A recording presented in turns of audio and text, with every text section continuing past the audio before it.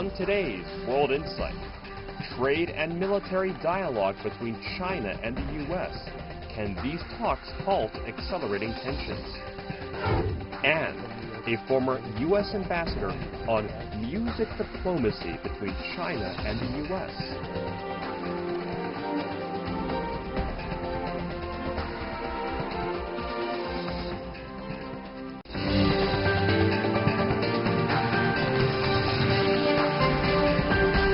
Here is our host, Tian Wei. Hello and welcome to World Insight. I'm Tian Wei in Beijing. In recent weeks, relations between China and the U.S. are becoming increasingly tense, and that is no secret. Secretary of State Mike Pompeo has unveiled a U.S. plan dubbed the Clean Network to crack down the so-called Chinese apps and services. Trump signed an executive order barring transactions with TikTok and WeChat. Meanwhile, Health and Human Services Secretary Alex Azar went to Taiwan for the highest-ranking visit by a U.S. official in decades, and it is believed to be the test of China's bottom line. Despite the conflict, there was communication going on between the two sides, even though quite limited. Chinese Minister of National Defense on Thursday took a phone call from his U.S. counterpart. The two sides exchanged views on bilateral ties and military relations. Will this tit-for-tat become the theme of China-U.S. relations, or there will be, likely in the next few months, something much more strategic and something for the much longer term? Let's ask our panelists.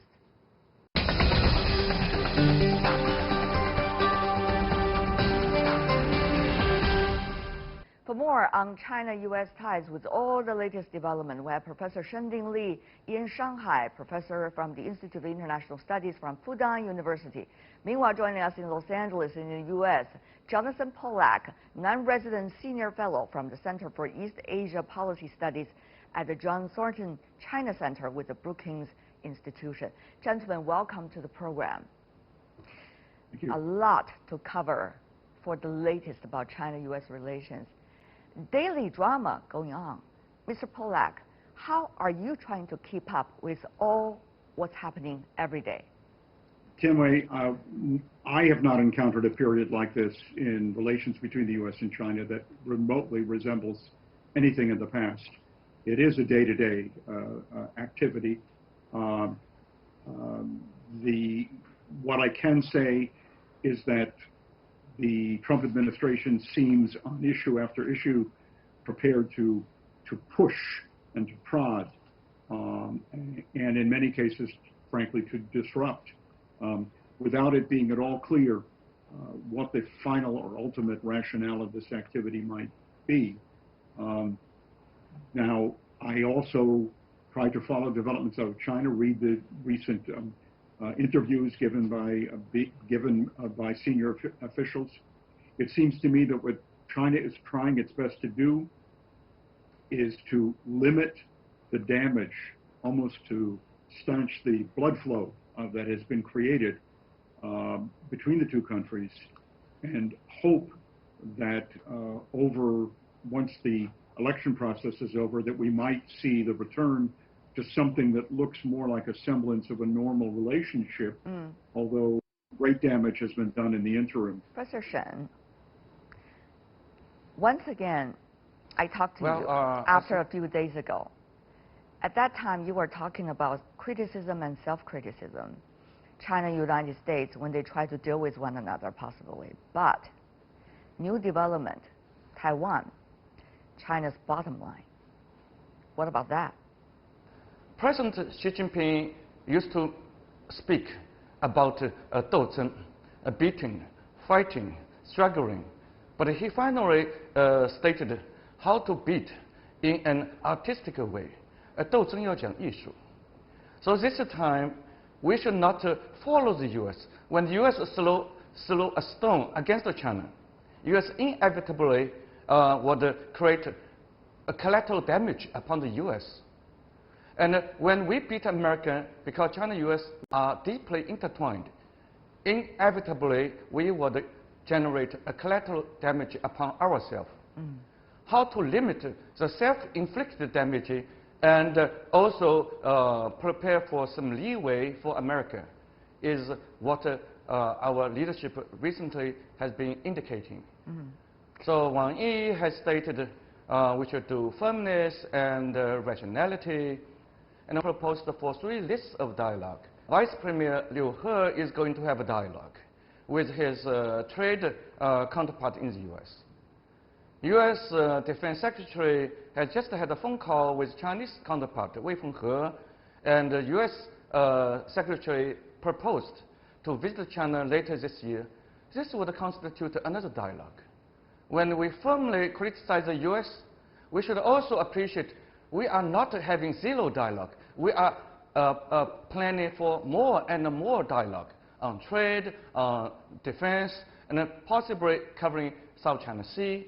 Also, Wang Yi has stated the South China Sea is the happy courtyard, our common prosperity space for all countries in South China Sea region. That certainly suits some of those concerns of these ring South China Sea countries, and probably make America feel a little more east. So these are all China's artistic, balanced diplomacy these days, beating Americans pushing envelope against China. Both of you talk about frameworks and talk about daily drama. The Chinese side has been proposing all of the above, as Professor Shen just said. So, Mr. Pollack, takes 2 to tango. That's just a rule that we know in diplomacy. The question really is, that, when there's rules of the tango, will Washington interested in it? If not, what's next? Well, I think we have to put this to some extent in the context of the impending U.S. presidential election. President Trump believes that escalating differences with China, shutting down doors, constraining dialogue, undertaking unilateral actions in a whole host of areas will be to his political advantage. That remains to be seen. As we all know, he is lagging very, very badly in the polls right now, but somehow he and some of his advisors think that the best approach right now is to raise voices about China, make cooperation, except in a few very precise areas, more and more difficult in the remaining time of his current term of office.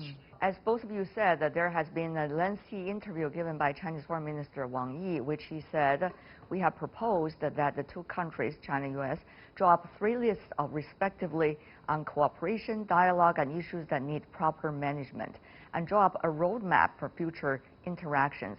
Our message is quite clear, he said. We urge the U.S. to stop acting with arrogance and prejudice, very diplomatic words from the Chinese way, but enter into constructive dialogue, this is an important message, with us on an equal footing. Now, Professor Shen, no doubt sending Secretary Azar to Taiwan is to provoke China's bottom line and testing the water as to how much Washington can go. The more being provoked China is, the more likely who sent him to Washington will be more satisfied. But at the same time, China said very clearly for decades, Taiwan is the bottom line. So China is in a dilemma, apparently from others see China. What to do about Taiwan? Well, I agree that the Secretary Azar's visit to Taiwan is a very serious issue touching China's bottom line. We rolled out those most challenging time under the older President Bush. And under President Clinton, the 2 countries also had lots of unhappy happening, but we survived. So I think there is great hope. We could still survive Azar's visit. Mr. Pollack, if I understand what Professor Shen is trying to say, underlining, we had worse times, and it seemed that we survived. And meanwhile, if politics didn't work, there are other fronts that will work, even though that would take much more effort. Did you hear his message? Is that the logic? Well, what is the logic to you? No, it was, but I think that there is one difference. Under George H.W. Bush and under Bill Clinton, you had presidents who were very mindful of the risks. They were taking actions in terms of weapon sales and the like that they felt obligated to undertake, but they did not want to see a larger breakdown in the bilateral relationship and took significant steps to try to prevent that, looking for where there were opportunities for cooperation between the United States and China of a very, very meaningful sort. We don't have the time to go through all that history right now. The difference now would be whether or not Mr. Trump has that kind of an attitude. As we all know, he is a very, how should we say, idiosyncratic leader. He acts on impulse. He does what he wants to do. He often may say things privately, but what he does publicly or claims he will do publicly can be very different. Because I think one way or another, in order to restore or sustain a productive relationship will require, as you noted, a very constructive, determined attitude and a commitment of time and energy and political resources on both sides. There are a lot of things going on these days, but there are also different voices, even though they might not necessarily that much reported. Pompeo's hawkish stand toward China is not without critics in the U.S. either. In regards to the clean network policy, tech reporter Sam Biddle writes recently, the State Department has a new vision for a clean internet, and this clean has a quote there, by which it means a China-free internet. Of course, there's a lot of temper in these sentences, but one could see one issue which is extremely important. Mr. Pollack, this is not just about two countries' relations. This is also about principles with which we run our countries and principles with which countries are dealing with each other and principles with which the world is being governed collectively. So if the U.S. try to take out China by bending all the important principles and values the U.S. have been taking pride in promoting or at least preaching for decades, will the U.S. think about the long-term, even mid-term consequences? And will the U.S. still be a leader? If the U.S. fail to be a leader, what will be the collateral damage? Those are, even though longer term than 4 months, but those could also be imminent. One could see it reflected in so many issues every day around the world. As we know, politicians need to think beyond what they might calculate as their political advantage in a given moment. Actions have consequences. And this effort to separate China, the so-called splintering of the internet, strikes me as delusional. I'm not a technical specialist, but to somehow try to think you can find a way to keep China out of that process, or alternatively to see the creation of two global internets, it strikes me almost as utter madness.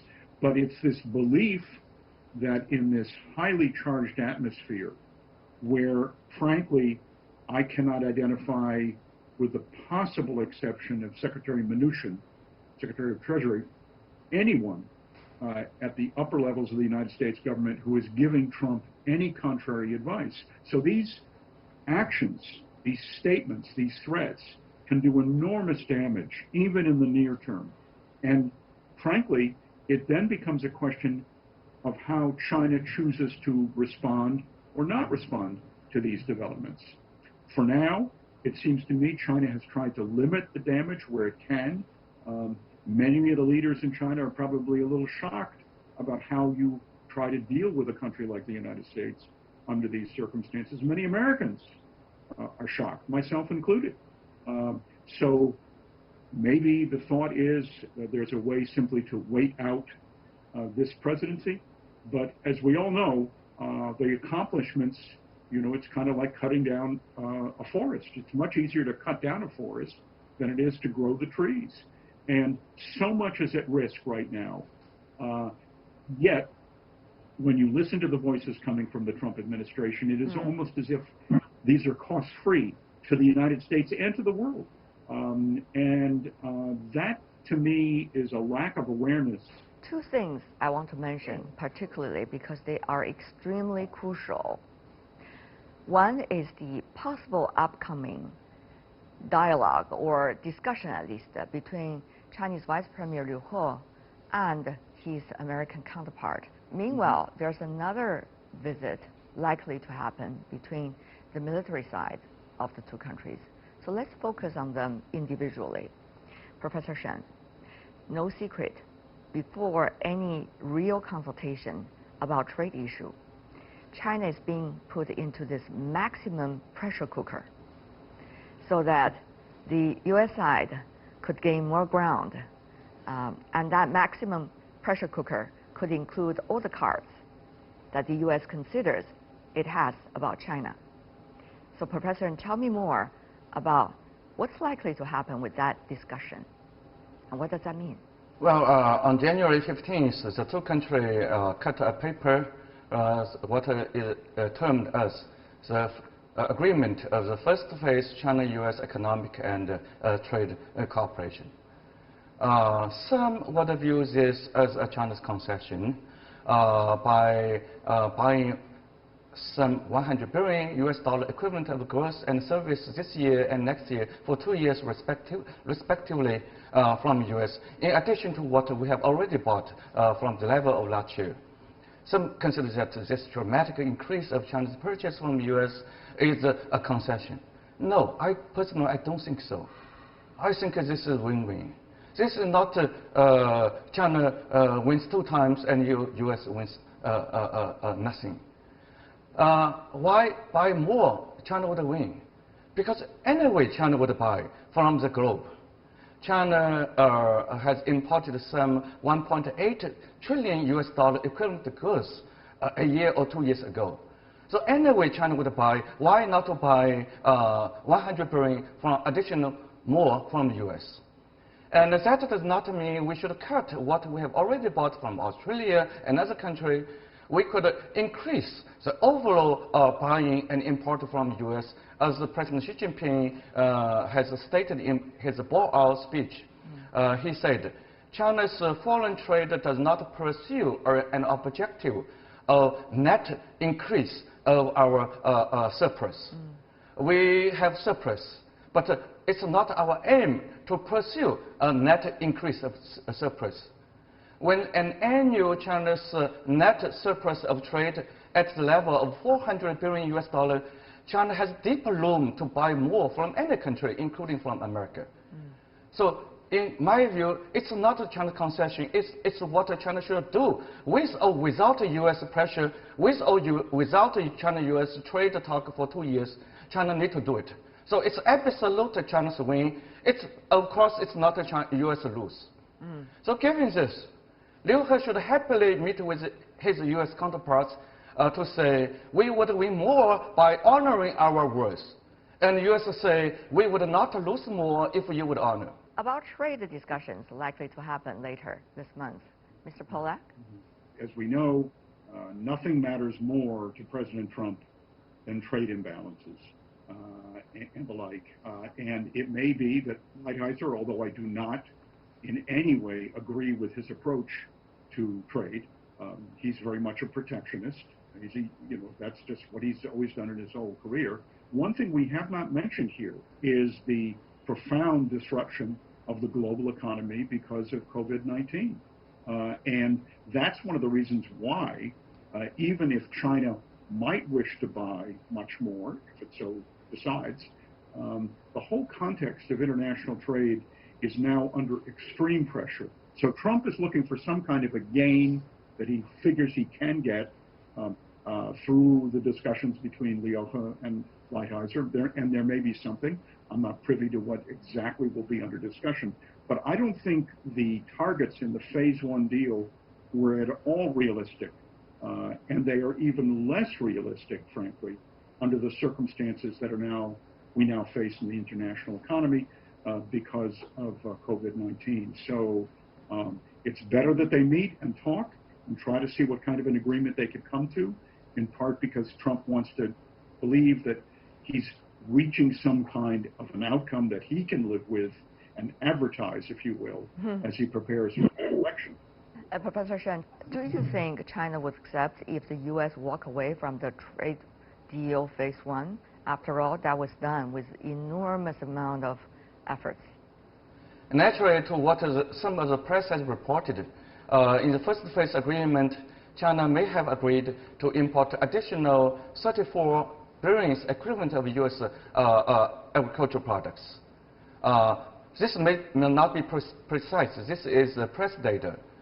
If China were to do, despite China's challenges, this COVID year, and we have lots of domestic economic restraint, but if China were to still honor its word, that is an assurance China abide by its word. China means what it says. And China does not intervene into the U.S. Domestic politics. But if more farmers would get their pay, would be more rich, probably some of them would swing to the Trump side. This would eventually be beneficial to Trump, even though we do not intend to support either of the U.S. presidential candidates. So Trump, I would say, definitely care China-U.S. would cooperate in this area. Right. We don't want to intervene into anybody's internal affairs. However, the two governments has to still work together, at least on something. Of course, we don't want that to compromise any of the election results going on in the United States, but they have their politics to take care of. We cannot fix things that they can't fix, even internally. So that's the issue here. Having said that, though, Mr. Polak, another thing about defense ministers meeting, if they're going to meet later this year.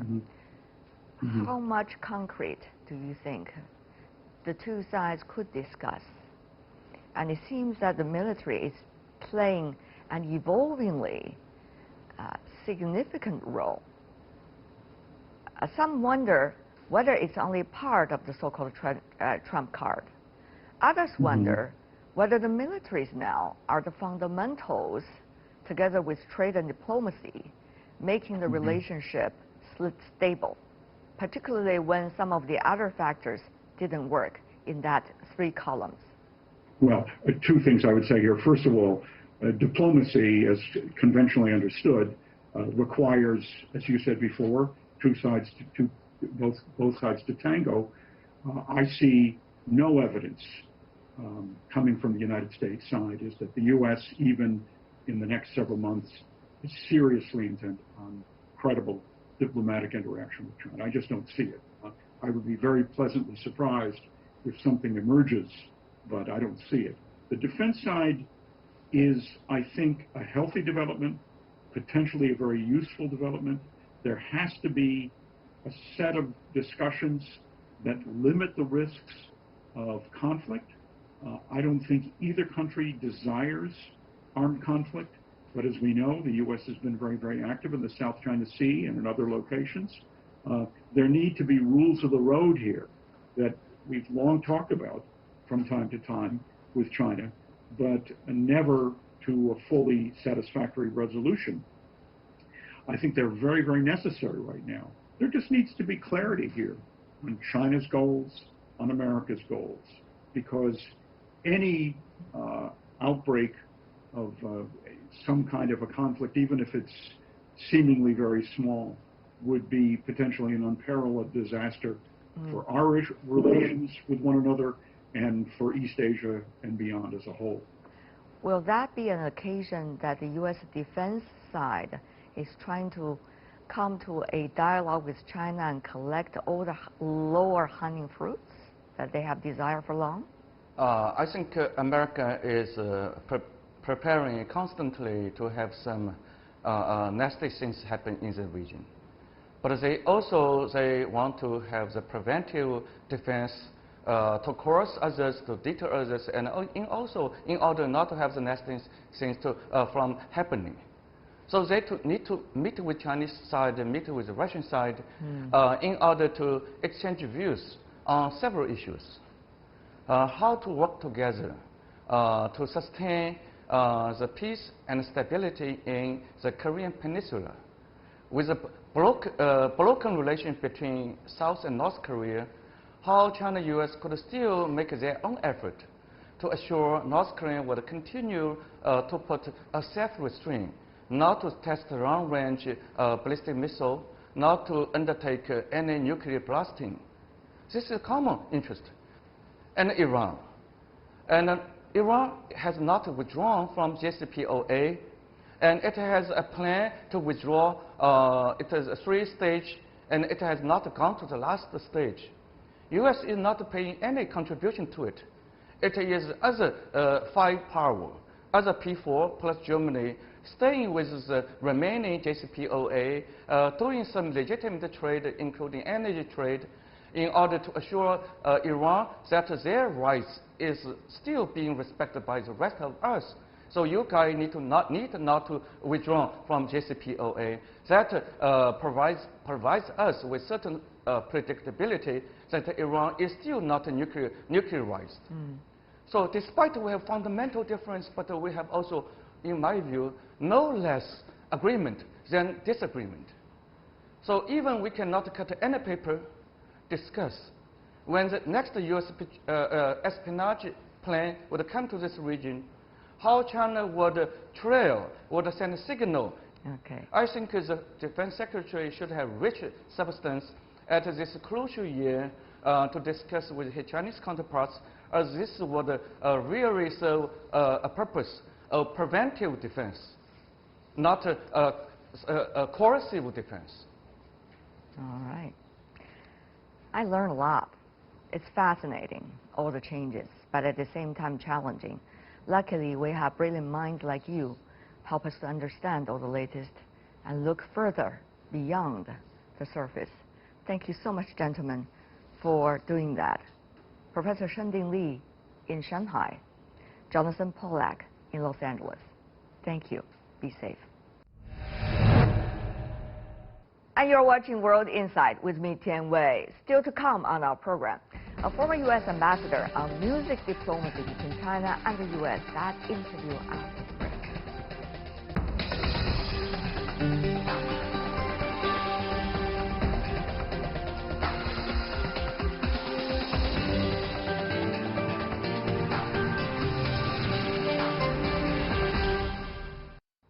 This is World Insight with me, Tian Wei. It's been over 4 decades of ups and downs between China and the United States, but Cold War is not desirable between the world's 2 largest economies. During difficult times, relations do take a breather. There are times diplomats hold talks, other times they use the universal language of music. Ambassador Nicholas Platt helped bring an American orchestra to China for the very first time in 1973. It was a time before China and the U.S. officially normalized the relations. They overcame many obstacles to make it happen. When the legendary conductor Eugene Ormandy raised his baton in front of the Chinese audiences, the power of music crossed the boundaries and differences. Earlier, the Philadelphia Orchestra returned to China for its 12th tour. I caught up with Ambassador Platt, who is now in his late 80s. We took a trip down the memory lane. 1973, you were instrumental in making sure the first ever performance of the Philadelphia Symphony Orchestra to China. You were young at the time. 36 years old. Oh my God, think about it. Yeah. What was it like? The negotiation process difficult with the Chinese authorities? Yes, it was a very, very painstaking. And we had all kinds of details, etc., which were set in place. But there was one big issue that was not resolved, and that was which of Beethoven's symphonies should be played. And the Chinese side very much wanted Beethoven's Sixth Symphony. And Did they tell you why? they didn't. But it was up to me to explain to Mr. Ormandy why. But in any case, he said, I don't like that symphony and I'm not going to play it. And as an artist, that was very determined. And I said to him, Maestro, you know, the authorities in China have given us a strong request from the very top to play Beethoven's Sixth. He said, you know I hate that symphony. And I said, well, let me try and explain to you why it is that the Chinese love the Pastoral Symphony. First of all, the Chinese love program music. In other words, music that's about things, places, scenery, etc., etc. And Beethoven's Sixth is one of the great pieces of program music. It's all about life in the countryside. And here you have the Chinese Communist Party coming to power on the back, and that sounds to them like the revolution.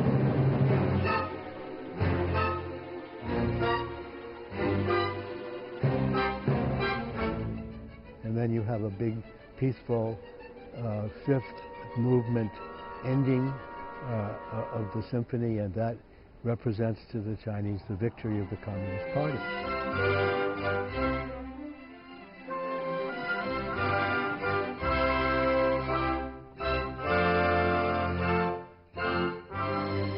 Ormandy looked at me and he said, okay, well, when in Rome, I should do as the Romans wish, but you have to get me the scores. So I got 70 scores from Shanghai and 50 scores from Beijing. They were all marked up differently, but the orchestra knew the symphony cold, and they also knew to watch the maestro, and he played it. They played it very beautifully. At the end of the day, did the maestro also enjoy that trip? At the end of the day, when I said goodbye to the maestro, someone poked me and they said, you know, the maestro really doesn't need a plane to get back to the United States. He could literally fly back. He could just fly back. Feeling very much elevated Yes. throughout the process. Yes. Did you still remember what was it like that this initiative to bring Philadelphia Symphony Orchestra to China was brought up? Well, I think that in the overall bigger picture, we found from our relations with the Soviet Union that music could play a very important role. And Van Cliburn and so forth had made a big impression on the Russians and so forth. So when we started up with China, I think the powers that be, which was not me, but they thought that music should be a part of this relationship. And I wasn't involved in the initial decision to bring the orchestra. This was done by President Nixon and Henry Kissinger. But I believe, and knowing Ormandy, I believe Ormandy lobbied very hard for this, and Ormandy usually got what he lobbied for. Two things happening at the same time, I guess. One is this relationship at this initial stage with a performance coming from one of the most well-known symphony orchestras from the U.S. Yes. On a Chinese stage. You are also witnessing the maestro, Normandy, as well-known as he is, as charismatic as he is, literally having himself elevated almost into another world. So what was it like, this combination? And at the same time, you are a young diplomat. This is once-in-a-lifetime experience, in a way. It was very exciting, and we had to, you know, sort of start from scratch. Ormandy told me at the outset, you know, I really don't like any food except for steaks and chickens, which are prepared by my wife, Gretel, who is a wonderful person. And so I don't think I'm going to come to any dinners. And I said, Maestro, look, if you don't have to eat what you don't want to eat, but you have to realize that all social life in China takes place around the dining room table. If you don't want to meet any Chinese, don't eat Chinese, don't come to dinner.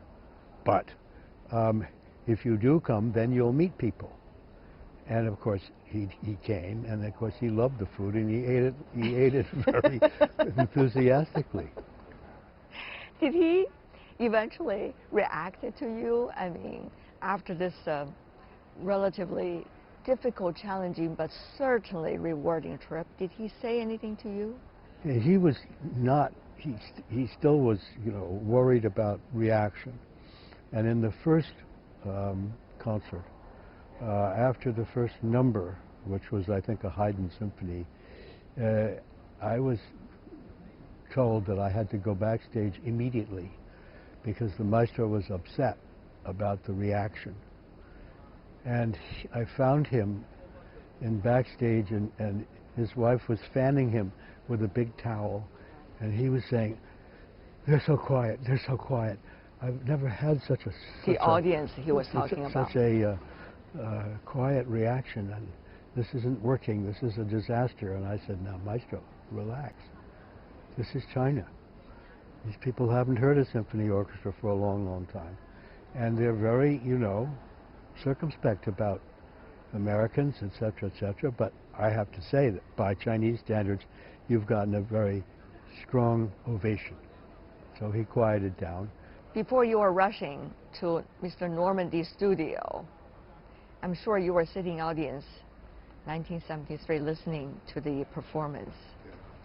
Do you still remember what was going through your mind then? Well, I was concerned, I was wondering about audience reaction. I was worrying about Normandy's reaction. I was worrying about whether the orchestra itself was going to do all right. I already knew that the orchestra was extremely good at making friends with people, because we were staying at the Minzu Hotel, and the first concert was at the Minzu Concert Hall. But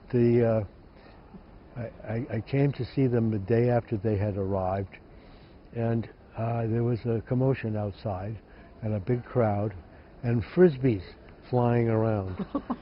And the orchestra members had brought their frisbees, and they were throwing them, and people in the street had never seen a frisbee before. They thought that was terrific. And from that moment, the two sides and the peoples really made up their minds that this was going to be a good thing. It must be a very rewarding process for you as well. If you think back, the very first trip, Philadelphia Symphony Orchestra to China, the very first ice-breaking performance ever taking place between the two countries. No, it's something that has changed my life too, because that relationship with the orchestra has gone on. And in 2010, when I was back in Shanghai and attending a concert given by the orchestra, people from the orchestra management side saw me, and they asked me to come backstage afterwards. And I did, and I met the new president of the orchestra then, that she was wanting to revise the business plan of the orchestra to include China in a much more business-like way. Could I help her with that? And I said, sure. And so I've been doing that more and more intensively ever since. We developed over time was one that took into account the new realities in China. Yes. First of all, urbanization. There were now maybe almost 100 new concert halls in China. As each city was developing, they had to have a concert hall. Concert halls were all built, but the question was, now what do we do? How do we fill them? How do we manage them, and so forth? And one of the services that we offered was to provide management training for people in China who wanted to get that. The other thing was you had a growing middle class that was enthusiastic about music, able to afford tickets, and anxious that their children, who all were taking music lessons and so forth, hear a great orchestra. And we started this program in 2012, and I was amazed at how young and enthusiastic the Chinese audiences were. And still are. So it seems there's a lot of changes going on in this country. Well, I think music is a great bridge between countries, and it's very unforced. It's very natural. People want to cross that bridge. But Mr. Ambassador, things are always not necessarily as smooth as we always wish it to be. As you may know, there are some bumpy period of time existing between the two countries right now. Coming from where you were, 1973, even before the diplomatic relationship, knowing how much effort over the decades people, including yourself and your wife, put into it. How do you see the current realities? I see the current realities as a continuum of change and friction. We've always had issues over the years. If you live China-U.S. relations, you know that there are always going to be complications. I see the current complications as part of a continuum. We've been through this before. We'll deal with it. And I won't say that the relationship will not change. It will change. It's been changing since day one. Expect it to change, but expect over time for the two sides to make it clear that they need each other. And that is one episode in our special series, Pathfinder, my interview with Ambassador Nicholas Platt. If you'd like to see more, try to search World Insight or check out our YouTube channel. You can also follow us on Twitter and Facebook. I'm Tian Wei. On behalf of the team, thanks for watching.